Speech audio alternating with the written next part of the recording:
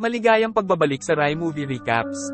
Narito na naman po tayo para sa isa na namang magandang pelikula na pinamagatang VIP na napalabas noong 2017. Ito ay patungkol sa isang gang ng psychopath na naiisip na mangidnap, mang-torture at manggahasa ng mga batang babae sa South Korea. At ang leader nga nila ay isang matipunong lalaki na tinatawag nilang VIP. Kaya't ano pa ang ating hinihintay? Sit back, enjoy and relax labyo. Nagsimula ang pelikula nang makita natin ang isang batang babae na high school student ang naglalakad ng mag-isa sa isang kalsada. Matapos nun ay nakita naman natin ang isang kotse at may sakay nga itong tatlong lalaki. At sumunod nun ay kinidnap na nila ang babaeng yon. Nagkaroon na nga lang siya ng malay na wala na siyang saplot sa isang di kilalang lugar. At doon nga ay makikita din natin na sinaktan siya ng husto ng mga ito habang ginagalaw ang pagkababae niya. Ang mga lalaking ito ay isang gang ng mga psychopath na siya ring pumatay sa buong pamilya ng babaeng ito. Nilapitan nga siya ng leader nila na si Kim at siya nga din ang tinatawag nilang VIP. Naisip na nitong patayin siya at nakita nga natin na sinakal niya ito sa pamamagitan ng isang alambre. Matapos nun ay nakita naman natin ang isang opisyal ng North Korea na si Lee ang nagsasagawa ng investigasyon patungkol sa karumal-dumal na mga krimen na ito. Kumukuha nga sila ng mga ebidensya sa mga lugar na pinangyarihan ng krimen para magawa na nilang matukoy kung sino ang may sala. Nagawa na nga niyang mahanap ang suspect pero nang kanya itong sinabi sa nakakataas sa kanya ay nasabihan siya nito na pabayaan na lang ito. Dito nga ay mapapansin natin na may pinagtatakpan ang nakakataas niya. At nagawa nga din itong mad-emote siya at inilipat nga din siya sa ibang lugar. At makalipas nga ang 3 taon ay may natagpuan ang mga pulis ng South Korea na isang bangkay ng babae. At kung titignan ang katawan nito ay mahahalata mo nang ginalaw ito at binugbog ng husto. Marami nang ang beses na pabalita ang mga ganitong klaseng insidente at di nga nila matukoy kung sino ang salarin sa krimen na ito. Dahilan para mangamba ng husto ang mga mamamayan ng South Korea at mapilitan ng mga pulis na bilisan ang paghahanap sa mga salarin. Dito nga ay nakita natin ang isang detective na si Che ang naatasan na manguna sa sinasagawang investigasyon. Naisip nga niya na ipa-DNA test ang natagpuan nila mula sa bangkay ng isang babae. At titignan nga daw niya kung tutugma nga ba ito sa isang taong pinaghihinalaan na niya. Pero sa kabilang banda ay napag-usapan naman ng NIS ang patungkol sa krimen. Alam nila kung sino ang salarin sa krimen na ito, dahil nga sa sila ang nagdala sa kanila dito 2 taon na ang nakakalipas. Lumabas naman na ang resulta ng DNA at tumugma nga ito sa pinaghihinalaan ni Che. Dahil doon ay agad na sinalakay nila Che at mga kasamahan niya ang kinaroroonan ni Kim. Pero pagkarating nila doon ay may mga NIS agent ang naroon at nais nga din nilang kunin si Kim. Pero dahil nga sa may hawak sila Che na warrant of arrest para kay Kim, ay nagawa nilang mahuli ito. Nang makita ito ng isang nakakataas sa NIS ay nataranta ito at naisip na tumawag agad ng abogado para kay Kim. At nang dumating na nga ang interrogation ay nasabi ng abogado niya ang ilang mga alibi. Pero nang tanungin nga siya ni Che patungkol sa resulta ng DNA ay agad nitong nasabi na magkakilala sila ng biktima at meron nga daw silang isang sakahan. At sa sakahan daw na yun ay may mga talong at mga pipino na tanim. Doon pa lang ay nakasiguro na si Che na siya nga ang pumatay dahil hindi naman niya tinatanong ang tungkol doon. Pero alam niya na yun ang tinutukoy niya. At matapos nga nun ay naisipan ng team niya na kunin ang lahat ng kopya ng CCTV sa lugar doon para magawa nilang mapabulaanan ang mga alibi ni Kim. At makalipas nga ang ilang oras na pagsusuri sa lahat ng mga CCTV footage ay nakita nila doon si Kim at dito nila napatunayan na nagsisinungaling nga ito. Sa kabilang banda naman ay nakita natin na may nagpapahirap sa 2 kasamahan ni Kim. Nagawa nga nitong mapatay ang isa at pinakawalan naman niya ang isa sa gitna ng kalsada. Agad naman itong nahanap ng mga NIS at sinama nga nila ito sa kanila. At matapos nga nun ay nakipagkasundo sila sa chief ng pulis ng South Korea at papalabasin nga nilang ang lalaking yon ang pinakang may sala sa mga pagpatay. Dahil nga sa nais nilang mabawi na si Kim. At dahil nga naisip ng chief ng pulis na isa itong win-win situation dahil sa masasarado na ang kaso ng mga pagpatay ay agad nga niyang tinanggap ang alok ng NIS.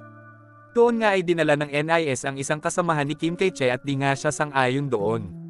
Kinausap niya ang chief nila patungkol doon at nasabi nga lang nito na pabayaan na lang nila si Kim. Nasabi nga din niya na natagpuan din naman ang DNA ng lalaking yon sa mga katawan ng biktima at magagawa na nilang masara ang kaso. Pero bago pa man makuha ng mga NIS agent si Kim ay nagawa ni Kim na maasar si Che. Na dahilan para masaktan niya ito. At dahil nga sa nagawa niyang yun ay sinuspindi siya sa task force nila. At nang naisip nga siya na tila ay natalo siya ay naisip na lang niyang umuwi sa kanila. Pero pagkarating niya doon ay nakita niya ang isang di kilalang lalaki. Ang lalaking yun ay ang opisyal ng North Korea na si Lee. Dito nga ay nasabi niya ang pagkatao niya kay Che at nakwento nga din niya kung papaano pinahirapan ni Kim ang buhay niya at ng mga tauhan niya. Siya na nga lang ang natirang buhay sa kanila at narito nga siya para maghiganti kay Kim. Dito din ay nalaman natin na anak pala si Kim ng isang mataas na opisyal ng North Korea. At dahil nga doon ay hindi niya ito mag-alaw. Pero dahil nga sa nakulong na ang tatay niya ay magagawa na niyang galawin ito at kung sakali man na mabalik niya ito sa North Korea ay huhulihin ito kagad ng mga pulis doon. Dahil doon ay napagkasundoan nilang dalawa na magtulungan. At habang nasa custody nga ng NIS si Kim ay nagawa nitong masaktan ng isang babaeng agent. At nang malaman ito ng nakakataas doon ay agad niyang sinipa si Kim. Natawa lang naman si Kim at tila ba hindi talaga ito nagsisisi sa ginawa niya. Matapos nun ay nalaman natin na nagkaroon pala ng kasunduan ng NIS at CIA na kukunin nila si Kim para hindi na ito makapanakit pa ng iba. Sa kabilang banda ay nasabi nga ni Lee na may napatay daw si Kim sa Hong Kong. Nagagawa nga nilang aircord ang ginagawa nilang pagpapahirap sa mga babae at nagagawa nga din nilang ipagbili ang mga baidyong ito para magawa nilang mapundohan ang mga masasamang operasyon nila. At sa isang video nga na nakuha nila ay kitang-kita doon ang mukha ni Kim. Nainis nga ng husto si Kim dahil doon at natuwa naman si Che dahil nagawa na niyang matanggal ang ngiti sa mukha ni Kim. Pero sa kasamaang palad ay bigla na nga lang sinuspinde ng Chief of Police ang buong task force ni Che. Kaya hindi na nila nagawa pang makapasok muli sa opisina nila. Sakay-sakay nga sa kotse ni Che si Kim at matapos nun ay nasundan siya ng nakatataas sa NIS at nasabihan siya nito na ibigay na sa kanila ito. Pumayag nga si Che at doon ay nagawa na ng CIA na makuha ito. Pero bago pa man makaalis ay nagawa nga ni Kim na manako ang isang baril ng CIA agent at ginamit niya ito para barilin si Che. Nagpanik naman na ang CIA agents at agad na hinawakan si Kim at inilayo na sa lugar na yon. At nang mangyari nga yun ay naisip ng nakakataas ng NIS na habulin ng CIA. Pero bigla namang binangga ni Lee ang sasakyan ng CIA at nagawa nga niyang mailipat si Kim sa sasakyan niya at matapos nun ay umalis na ito. Naisip na nga ni Lee na ibalik si Kim sa North Korea sa pamamagitan ng isang bangka. Pero dito ay nalaman natin na ang mga crew pala sa bangkang ito ay mga tauhan din ni Kim.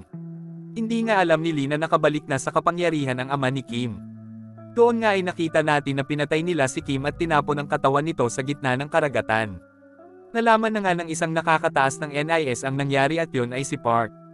At nakita nga din niya si Che na nasa hospital ito at wala nang magawa.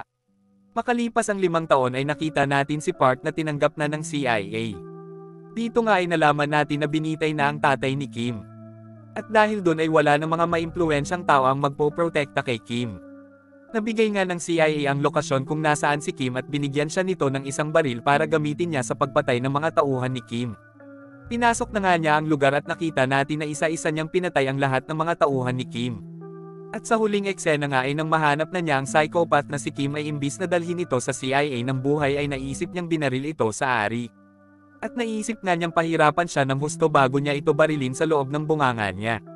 At matapos niyang gawin yun ay pinaghiwa-hiwa niya ang katawan nito at nilagay sa isang backpack. Nakipagkita na nga muli siya sa CIA agent at doon nga ay binigay niya ang bag sa kanya. At bago siya umalis doon ay nasabihan niya ang CIA na dapat asikasuhin nila ang mga problema nila nang sila lang. At doon na nga nagtatapos ang pelikula natin para sa araw na ito. Maraming salamat sa panunood.